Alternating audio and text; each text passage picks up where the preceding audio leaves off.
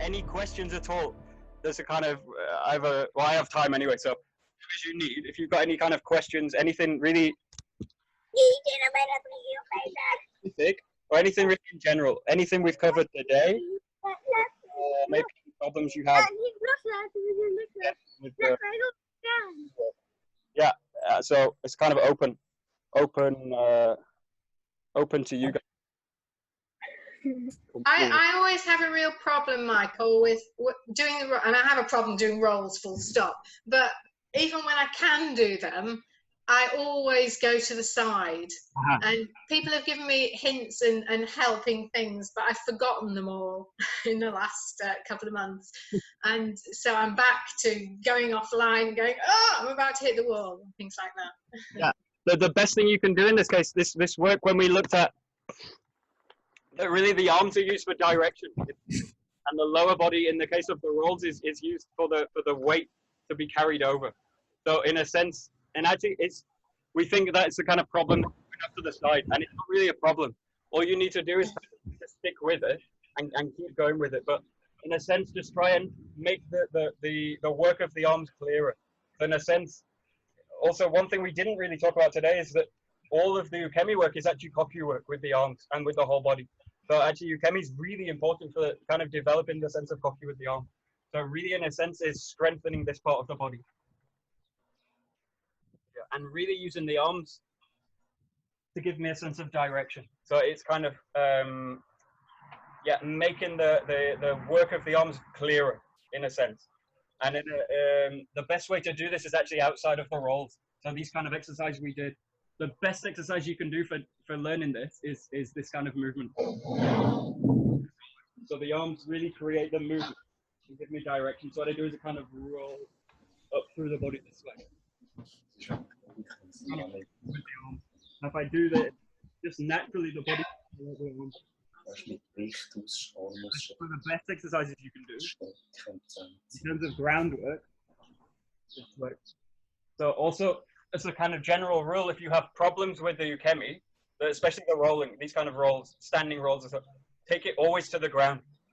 So always take it down lower. So the more contact I have with the ground, the easier I can solve the problem. So if my problem's in this front roll that I'm kind of going off to the side somehow, just take this back down, go down to the ground, back to kneeling. And if I can't solve the problem by kneeling, going closer to the ground, I go right the way to the ground and just try and figure out different ways to use the body and look for, basically go to different forms to find a solution for the problem.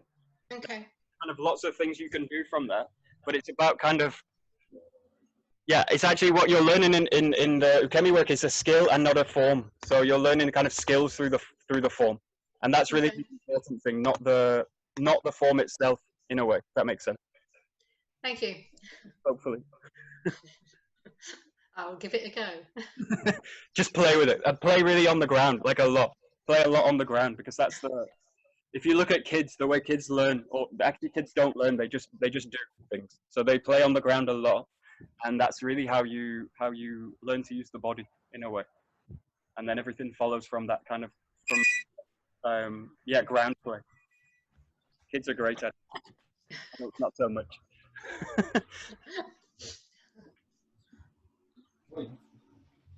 Good.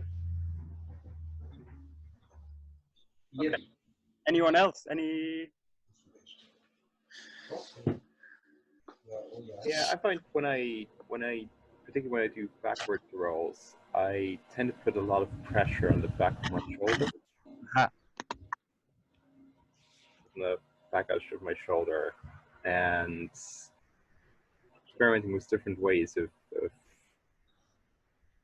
rolling differently, but I seem to always get to that point. Yeah, in a sense, when you do also the backwards roll, what I want to do is really avoid this position where the arm's being kind of taken out. So all this kind of work we did with the shoulder, this kind of structural work with the shoulder, and not allowing the shoulders come into these kind of positions where the shoulder's raised and up. If the shoulder's in this kind of raised and up position, if I take weight into it, it's in a very weak position. And also what tends to happen is either the rotator cuff, this joint starts to hit the ground, that takes a lot of pressure. or I just land into the joint itself and take a lot of kind of force into it. So in a sense, when you do these kind of backwards roll, have the sense of the arm as a continuation from the shoulder blade rolling out. So in a sense, you want to kind of reach out with the arm.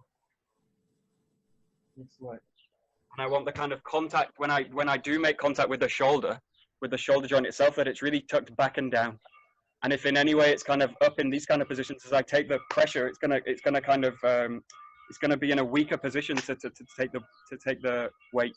Now this is kind of normal also, because the more I do that, and the more I do this, and the more fear I have in doing the roll itself, the more I go into these kind of positions. So the fear will rise up and go into these kind of positions. And if I take Ukemi in a state of fear, which a lot of us do when we start these kind of positions, this is where you get the injuries. So I actually need to take the Ukemi really in a state of calmness. So you should never really rush the Ukemi work. So again, keeping it on the ground, keeping it slow and calm and without fear. So people have different kind of theories of fear on the Ukemi. A lot of fighters have that. One of them is that you just try and override the fear straight away. You get people doing high falls and you slam them into the mat with mattresses, and they get over the fear. But actually, this is kind of suppression fear. This is not really dealing with the fear itself. So in a sense, what you need to do is work really slowly, really work with the ground and make friends with the ground. And it's in those kind of points, try and really relax into the ground. And working on a hard surface is very good, that I can really feel those points where I go into kind of tension and fear. But those points when I'm injuring myself or where I'm holding my body, usually they tend to be where I'm holding tension. And when I receive pressure into tension, it's going to kind of cause injuries. So in a way, it's kind of, yeah, relaxing into the ground, making friends with the ground, hopefully. Good. Okay, anything else?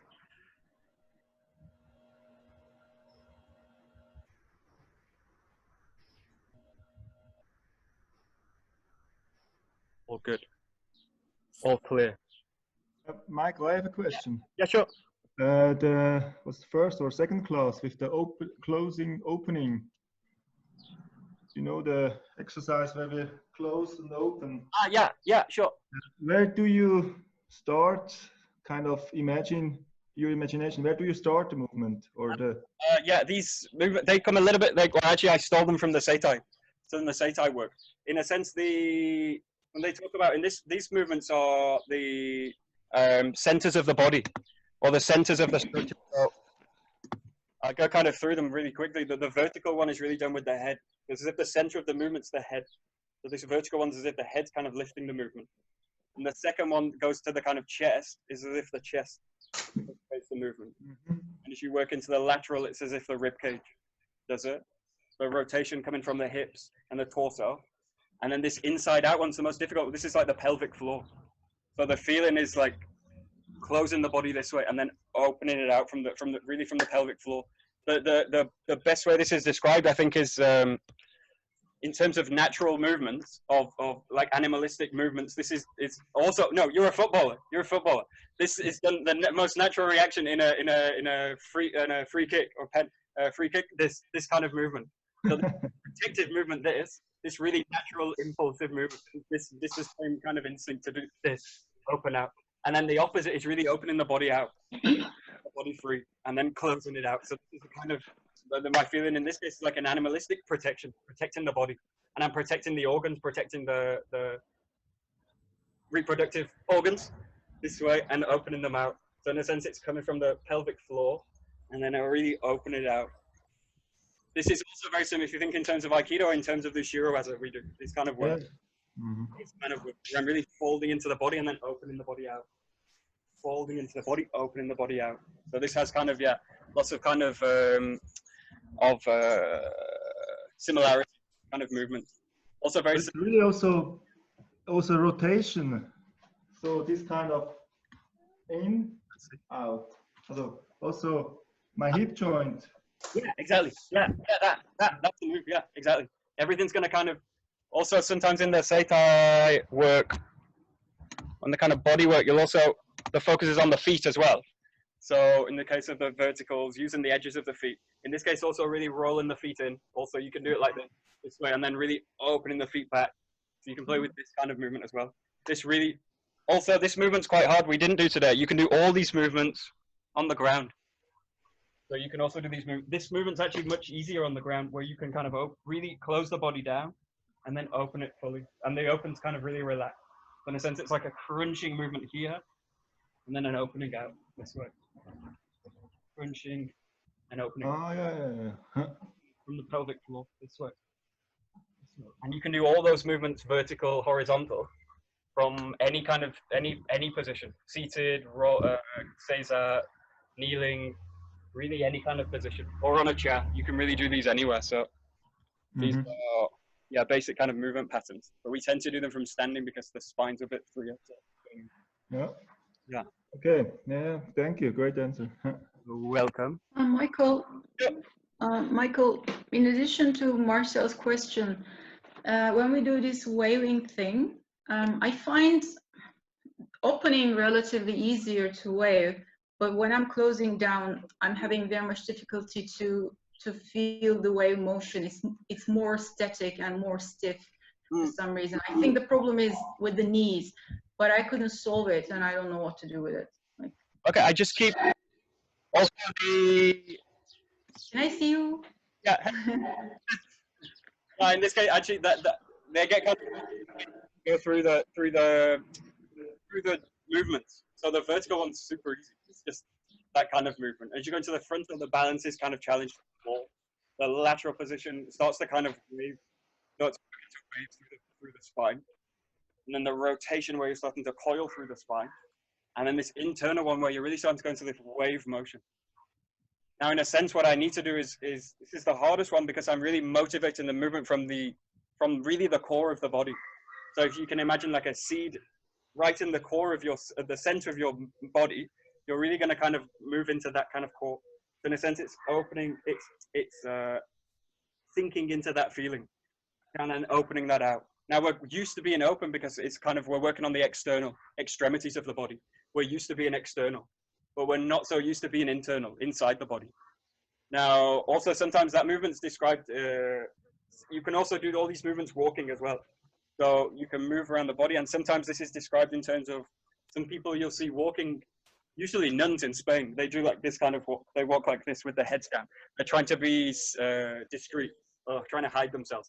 So in a sense, what you're doing is this kind of work, and then you're really opening out that kind of way. So I would just play with the movement. You can play with it all the time, brushing your teeth, or watching TV, or stroking the cat, whatever you do. You can do it, you can do these kind of movements wherever you are. You can just kind of focus into them. And one of the best ways is to work small. So work really small so that the movement's like millimeter by millimeter. And really get a sense of just motivating the center. Because we tend to be, again, like extremities go first. And we know all this work we've been doing, well, all the time, the work we do is like trying to maximize the use of the center and letting the periphery follow. So this kind of work, but the smaller the better in this case. Obviously, the more exaggerated I do, the more the arms and the extremities start to take over the movement. In a sense, what you want to do is really try and motivate the movements in the core of the body, and then work like this kind of way. Yeah. Hopefully that helps. But I would say just play with it. Well, I'll try. Okay, thank you. Thank you. Just play. On those movements, of the 5 movements, I can see how they can all work lying, except the vertical one. Yeah, this is the most hard. Yeah, so you'll find the different positions. Each of the positions has a kind of easier way to do or an easier way to access the form. The vertical one, clearly, it's designed for a kind of standing movement. So it's designed for this kind of standing. And if I'm lying down, fully down, this is obviously very difficult to do. So this kind of movement, because the spine's totally in connection with the ground, and there's no real way to elevate the head. You can do very small movements with it. You can use the arms if you like to do it, but the effect that vertical line will have is minimal, because I'm basically neutralized. I've neutralized the spine totally onto the ground, and then any kind of flexion is kind of lost through the extension. So just, yeah, experiment, take each of the forms and go to a kind of different position. It's like the rotation one is much easier with the pelvis down. So in this kind of Seiza position, this is very easy because I don't have any movement in the lower body, and I can just focus on the rotation of the hip. So some positions will naturally have the position will facilitate the movement a bit more than others in a sense. Yeah. Thank you. So just play with them again. Different positions, lying down, kneeling, sitting. Yeah, anything, absolutely anything.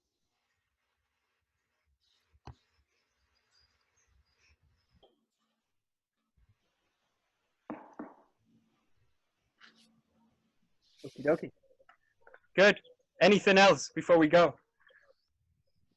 Thank you very much. It's been a great morning. Yeah, so obviously the thing we really lack in this sense is kind of testing it. So there's no real pressure being applied from outside. Now the real skill of the Ukemi is how to deal with pressure, external pressure to my own system.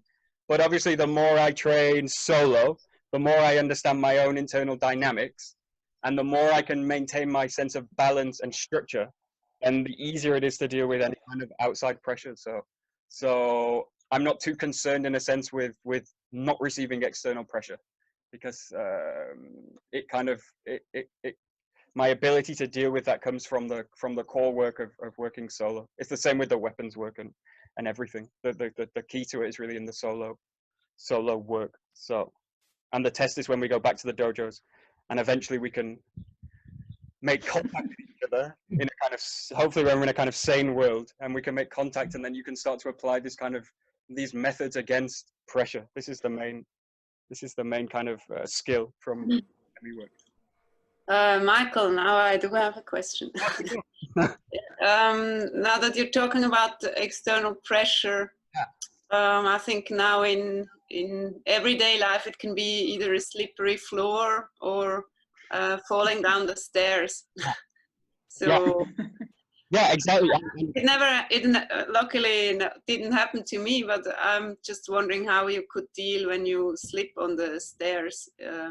How can you apply what you know from Ukemi work? Yeah, it's a really good question. And then it reminds me, there was someone talking to a sensei, and they said a question to him like, you're always in balance all the time, and he said something like, don't be so stupid, I'm just regaining it faster than you. So he said like, and in a sense, like, we're always out of balance, so we're always actually falling around the place. So in a sense, it's just about trying to keep, in a sense, it's like equilibrium, trying to keep equilibrium. And the other point is like, I've seen a lot of people now working with older people, so kind of working 60s plus, and doing very specific programs for falling, how to fall into the ground, how to receive the fall, because they're saying like the #1 injury in older people is the hip breaking, falling, breaking the hip. And once the hip's broken, this is almost the kind of death sentence for someone in terms of mobility and health. So in a sense, I'm kind of watching them. How are they developing a program where you can actually, and in a sense, it's like taking the skills that we do in the martial arts Ukemi context and then trying to apply them to daily life. I actually have a bad story in that, like 2 weeks ago, I fell from a chair and landed on my coccyx bone, straight directly on my coccyx bone, and didn't do any Ukemi work at all. So I just fell in and landed straight on it. So I'm maybe not the best person to ask at the moment. In a sense, I have one story. I nearly killed myself on my bike coming down from the mountain in Minshao. But the bike, I kind of came off the track on the mountain, and the bike tipped over, and I tipped off with it. So and underneath was just a kind of valley, and I didn't think at all, and you just kind of took into it. So in a sense, those kind of, this is why I think it's really important that we train against genuine pressure, and we really like deeply drill the work, and we don't do it in a kind of superficial way. That I've got a forwards roll and I've got a kind of sideways roll, but if I can't do it under any kind of real pressure, then it's a useless skill. So I think that's where, really having someone apply real genuine pressure in the dojo, and also with a name of someone that's actually really trying to put me through the ground, in a sense, like someone that's really not necessarily to hurt me, but to really suppress me and take away my freedom. Because in those senses, when I slip or when I slip something, that's when my freedom's been taken away from me. I have no control of the situation, and then it's like, what do I do now? What do I do? And the only thing that I can do is those kind of ingrained, deep practices that I've done, which is about not resisting the ground. And if you watch kind of drunk people fall or children fall, they never injure themselves. Really, a drunk, they just like collapse into the ground softly and no injury at all. Whereas fragile old people with fear, I'm going to break my hip, they fall and they break something. So in a sense, it's trying to, yeah. Perhaps if we're permanently drunk, we'll be fine then. Yeah, totally. From anywhere. It's totally fine. Yeah. But yeah, there's these kind of programs that have been developed for older people that are really, I think, kind of interesting. Also in terms of like outreaching, in terms of the Aikido world, I think. Yeah, I saw some initiative also from the background of parkour. Yeah. Oh, yeah. A woman in England, actually, she makes this program. Elderly, because she was also, I don't know, around 50, 55. And started parkour and then did a program for older people. Wow. Okay, cool. Wow. But yeah, I think, and also some of this, I mean, most of the work I do in terms of Ukemi preparation is not from the Aikido world. It's from the dance world, or it's from, parkour, or, really outside of the martial arts context. And just in terms of like, how do you functionally use the body in a way? So in a sense, it's going outside of the Aikido world, in a sense. Yeah. And then also trying to adapt how our skills can be adapted back into these worlds as well, these dance worlds and stuff. So I think there's a lot of work to be done in terms of cross exchanging ideas, really. Yeah. We can learn a lot from other disciplines, I think. Yeah. Okay. Good. Okay, any more? No. All clear. Happy. Good. Still smiling. Okay, cool. Good. Difficulty. Good. Okay, super. I'll take a last bow. Oh, thank you. And then very much. Domo arigato gozaimasu. All right. Thanks, Michael. Thanks a lot. Thank you. Thank you very much. Thank you. Bye. Thank you tomorrow morning.